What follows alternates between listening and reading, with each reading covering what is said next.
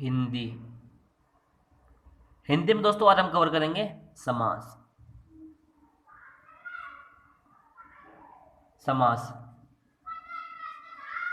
दो या दो से अधिक शब्दों से मिलकर बने हुए नए सार्थक शब्द को समास कहते हैं।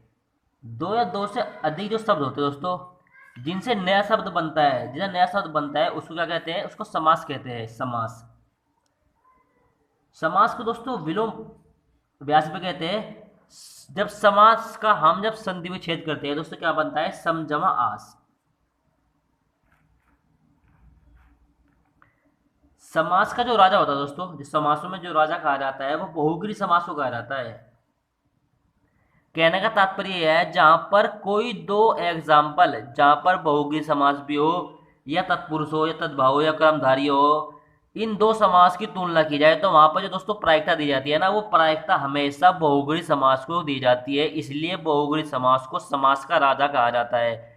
समास के दोस्तों 6 प्रकार होते हैं। दोस्तों आज हम आपको इस तरीके से बताएंगे कि बिल्कुल बेसिक तरीके से कि समास समास में से कभी भी आपका कोई भी क्वेश्चन गलत नहीं होगा। दोस्तों अगर अभी तक आपने हमारे चैनल को सब्सक्राइब नहीं करा तो चैनल को सब्सक्राइब करें और साथ ही बेल आइकन को भी दबाएं, ताकि नोटिफिकेशन जब भी कोई हम नोटिफिकेशन डालें सबसे पहले आपको उसकी नोटिफिकेशन प्राप्त हो जाए। और लाइक करना और शेयर करना तो बिल्कुल भी ना भूले। चलो दोस्तों चलते हैं, देखते हैं समास कौन कौन से होते हैं। दोस्तों पहला समास होता है अव्ययभाव समास। दूसरा होता है तत्पुरुष समास। तीसरा होता है कर्मधारय समास। चौथा आता है द्विगुण। द्विगुण। एक तो आता है दोस्तों द्वंद, एक होता है द्विगुण। ये तो दोस्तों है द्वंद, एक होता है द्विगुण। इन दोनों में दोस्तों हल्का सा कंफ्यूज होते हैं बच्चे। नहीं दोस्तों, एक तो होता है द्वंद समास, एक होता है द्विगुण समास, और सब में लास्ट में आता है दोस्तों हमारा बहुग्री समास। दोस्तों इन सब को याद करने की मैंने एक ट्रिक बनाई है। अब के तो दे दे। क्या है? अब के तो दे दे। ऐसे अव्ययभाव समास, बे से बहुग्री समास, के से कर्मधारय समास, ते से दोस्तों तत्पुरुष समास, दे से द्वंद्व समास, दे से द्वंद्व समास। तो दोस्तों क्या बन गई? अब के तो दे दे। ये इसकी दोस्तों समास को याद करने की ट्रिक है। समास कितने प्रकार के दोस्तों? समास हमारे 6 प्रकार के होते हैं। 6 को समास को याद करने की जो दोस्तों ट्रिक है वो क्या है? अब के तो दे दे। चलो दोस्तों देखते हैं समास में से क्वेश्चन किस तरीके से बनते हैं और किस तरीके से दोस्तों सवाल में पूछे जाते हैं। पहला देखते हैं दोस्तों अव्ययभाव समास।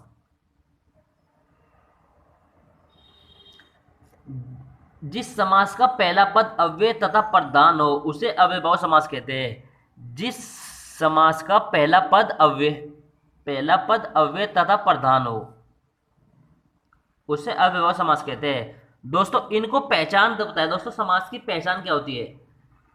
पहला पद छोटा व प्रधान होता है। पहली पहचान दोस्तों उसकी हो गई कि जो हमारा अव्ययभाव समास का होता है पहला पद छोटा व प्रधान होता है। इसकी दोस्तों दूसरी पहचान क्या है? इसका पहला पद ऐसा होता है जिससे एक से अधिक शब्द का निर्माण कर सकते हैं।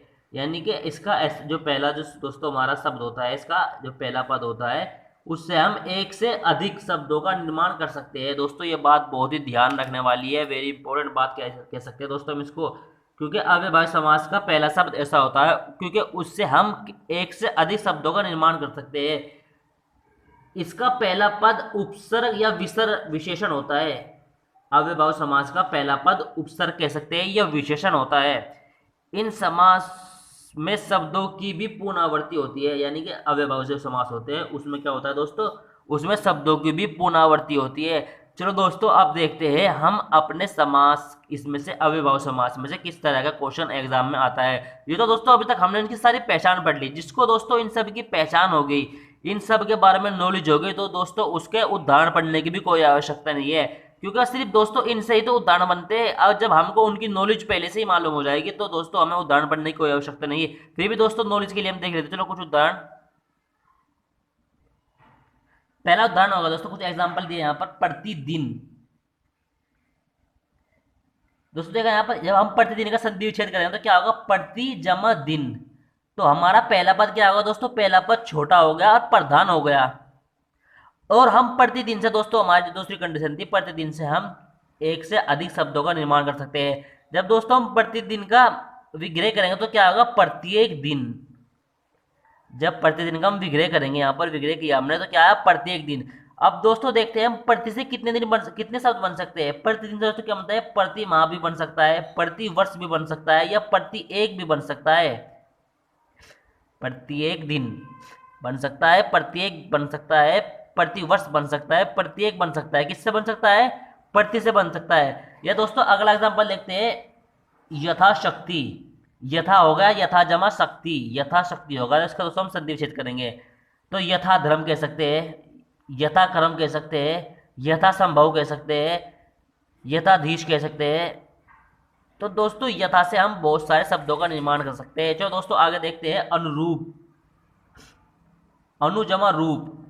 तो दोस्तों अनु से क्या क्या बन सकते हैं, अनु से बन सकते हैं अनुगमन, अनुचर, अनुसार। इससे इस तरीके से दोस्तों बहुत से शब्द बन सकते हैं। दोस्तों कुछ इंपॉर्टेंट बात दी हुई है, इंपॉर्टेंट बात देख लेते हैं दोस्तों। धीरे धीरे, बार बार, हाथों हाथ, दिनों दिन, कभी कभी, थोड़ा थोड़ा।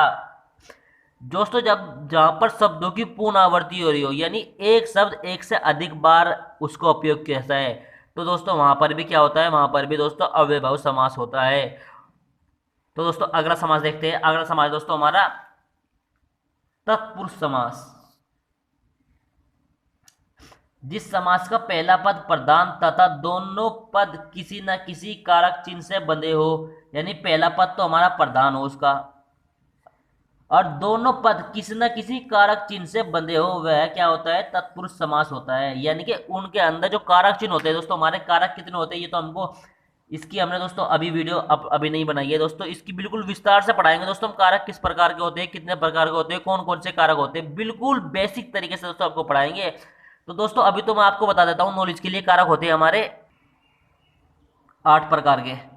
चलो दोस्तों अभी तो हमको प्रकार नहीं पढ़ने से, जिन दो शब्दों के बीच में किसी कारक चिन्ह का उपयोग होता है तो वहां पर क्या होता है दोस्तों, तत्पुरुष समास होता है। अब देख रहे हैं दोस्तों किस तरीके से इनका उपयोग होता है। यहां पर कोई हमें समझ दिया है राजकुमार, तो दोस्तों अब इसका हम विग्रह करेंगे तो क्या रहेगा, राजा का कुमार। तो दोस्तों यहाँ पर जो के आ गया, जो क्या है, ये कारक चिन्ह है, तो राजा का कुमार हो गया। ये होगा धर्म ग्रंथ, धर्म का ग्रंथ आएगा दोस्तों। राज रानी, राजा की रानी। घुड़सवार, घोड़े पर सवार। तो दोस्तों इन सब के का, ये का, की, पर, दोस्तों क्या है, ये क्या है, सब ये सब के सब हमारे क्या है, ये कारक चिन्ह है। यानी कि जब दो किसी शब्द का हम विग्रह करेंगे तो उनके बीच में कारक चिन्ह का उपयोग हुआ, तो वहां पर क्या होगा दोस्तों, वहां पर क्या होता है दोस्तों, तत्पुरुष समास होता है। दोस्तों तत्पुरुष समास के दोस्तों कुछ भेद दिए नीचे, जिनको हम बिल्कुल विस्तार से पढ़ेंगे। तत्पुरुष समास के भेद,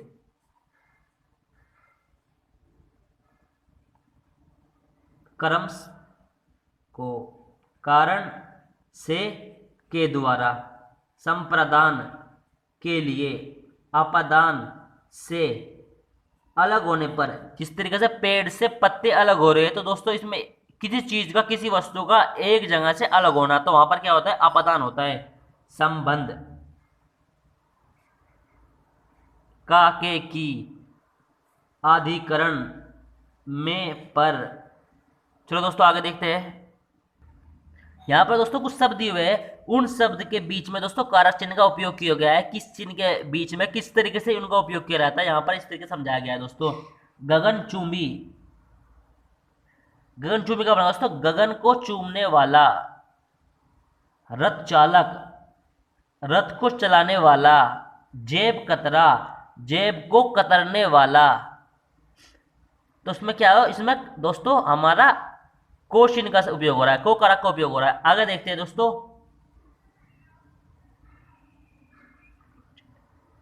सुर रचित, सुर द्वारा रचित। मन चाहा, मन से चाहा। इसमें दोस्तों क्या चिन्ह का उपयोग हो रहा है, इसमें से और के द्वारा उपयोग हो रहा है दोस्तों। गौशाला, गो के लिए शाला। परीक्षा भवन, परीक्षा के लिए भवन। दोस्तों इसमें क्या चिन्ह का उपयोग हो रहा है, इसमें के लिए हो रहा है, के लिए। आगे चले दोस्तों, देश निकाला, तो देश से निकाला। पाप मुक्त, पाप से मुक्त, है ना, गंगा जी नहाए तो पाप से मुक्त हो गए, तो ये वाला है दोस्तों पाप मुक्त। मुक्त, मुफ्त नहीं है, वो मुक्त है दोस्तों, मुक्त। कभी मुफ्त समझ लो, पाप मुफ्त में मिल गए, नहीं दोस्तों, पाप मुक्त, यानी पाप, जो पाप होते हैं ये गुनाह कह सकते हैं, जिससे हम उससे बिल्कुल क्या हो गया, उससे बिल्कुल मुक्त हो गया। इसमें से चिन्ह का उपयोग हो रहा है। विद्यासागर, विद्या के लिए सागर। गृह स्वामी, घरे का स्वामी, इसमें का की के का उपयोग हो रहा है दोस्तों, का चिन्ह का। आगे चलते हैं दोस्तों। आप बीती, आप पर बीती, यानी कि हमारे पर सब बीती, क्या कहते हैं, आप बीती। धर्मवीर, धर्म में वीर हो जो, इसमें में और पे करा चिन्ह का उपयोग हो रहा है। तो दोस्तों ये तो तत्पुरुष समास थे। दोस्तों अगला हमारा आता है कर्मधारय समास।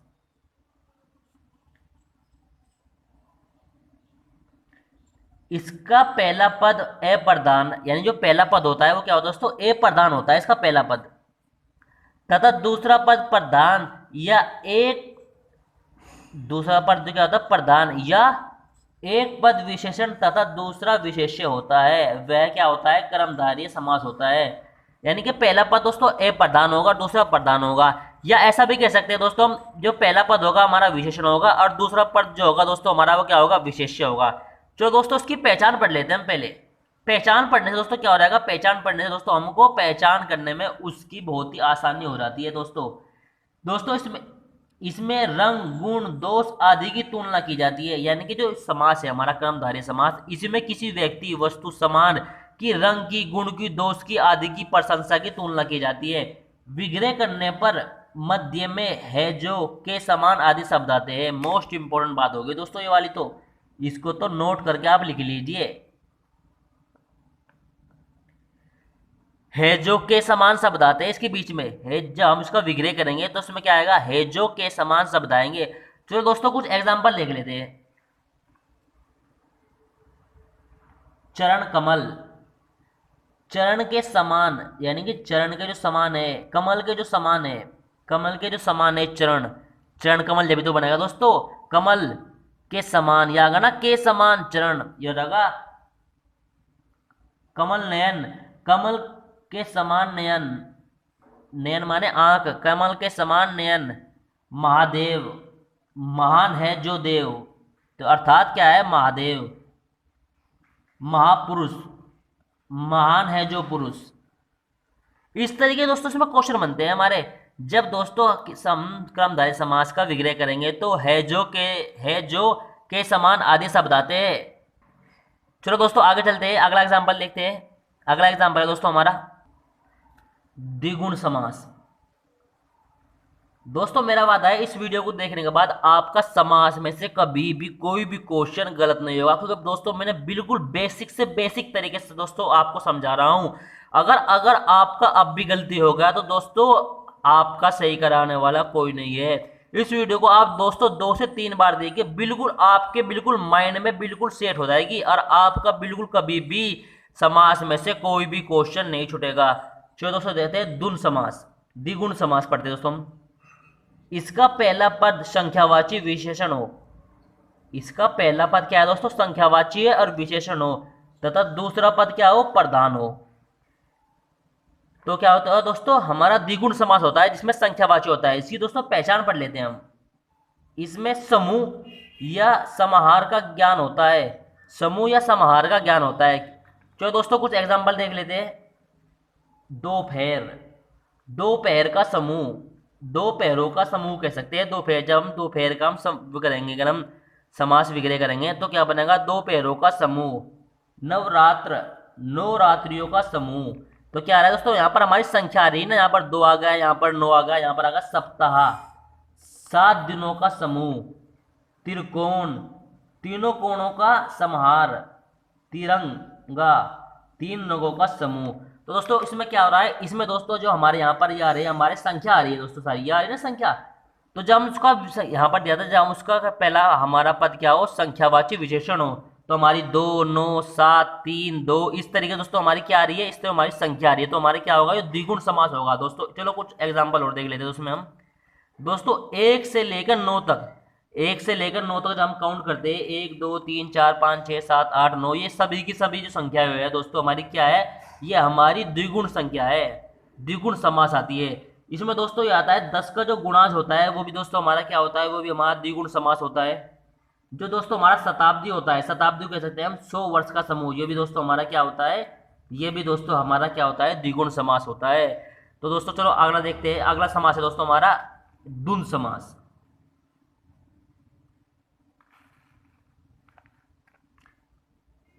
इनके दोनों पद प्रधान होते हैं, जो दोस्तों इसके होते हैं द्वंद्व समास के दोनों पद क्या होते हैं दोस्तों, दोनों के दोनों पद हमारे क्या होते हैं, प्रधान होते हैं।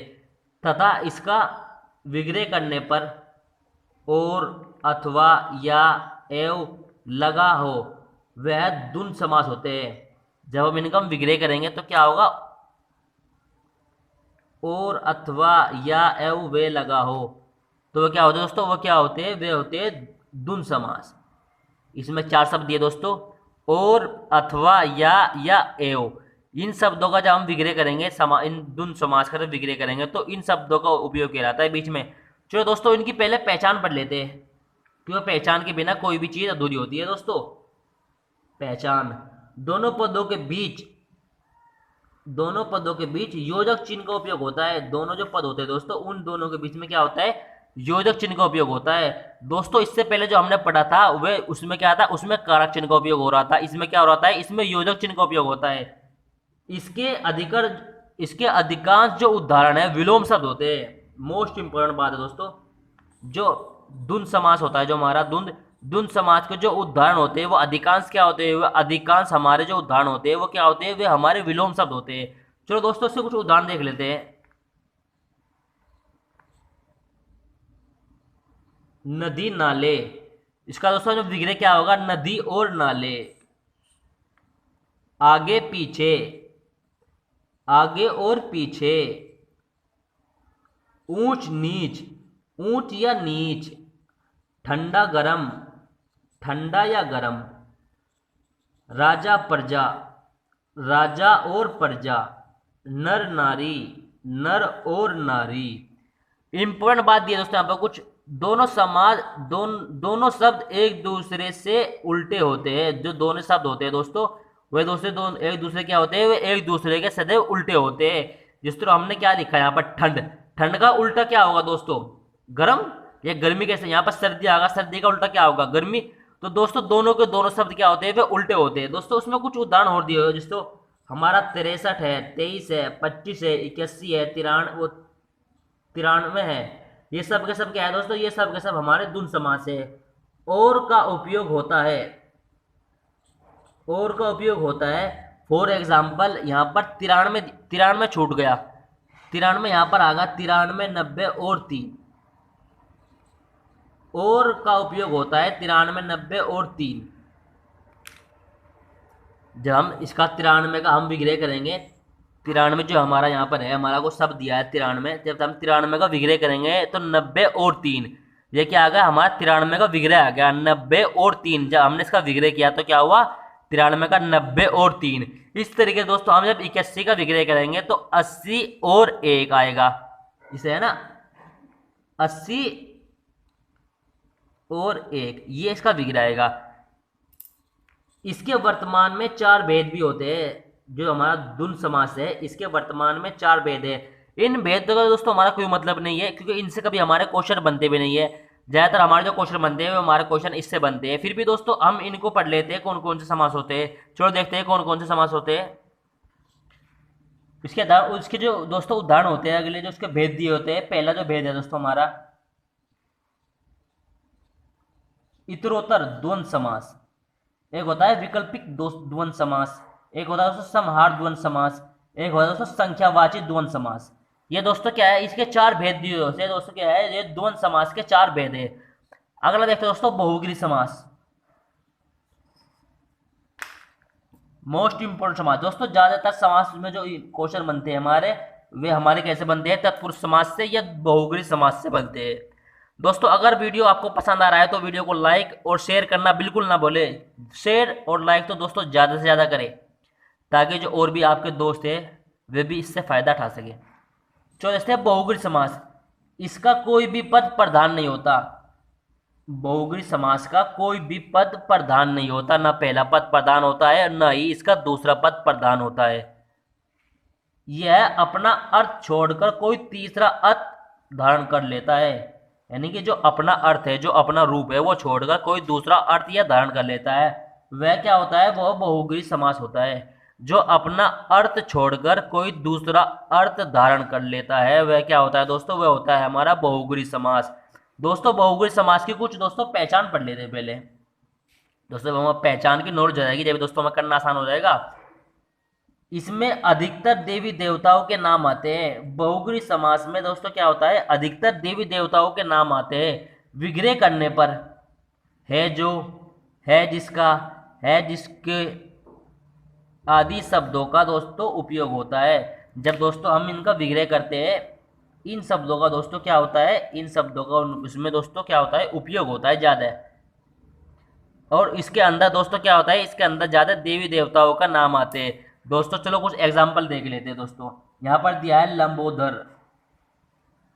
जब दोस्तों हम इसका विग्रह करेंगे, लंबा है उदर जिसका, अर्थात श्री गणेश। यानी कि लंबोदर को हम दोस्तों गणेश भी कह सकते हैं।